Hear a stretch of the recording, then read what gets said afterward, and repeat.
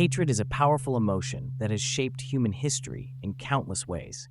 Yet, no matter the circumstances or the reasons behind it, hatred itself cannot be elevated to a position of holiness or sacredness.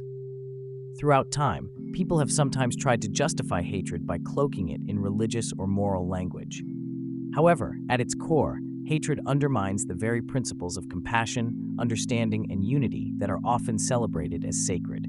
Recognizing this distinction is essential for fostering a more peaceful and inclusive world. Hatred stands in direct opposition to the principles at the heart of most spiritual and moral traditions.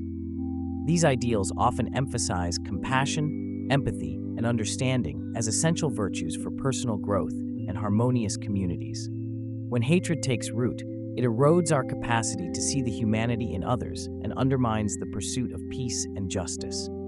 By fostering compassion and striving to understand differing perspectives, we align ourselves more closely with the highest aspirations of ethical and spiritual living. Ultimately, letting go of hatred is not just a personal choice, but a necessary step toward a more just and compassionate world.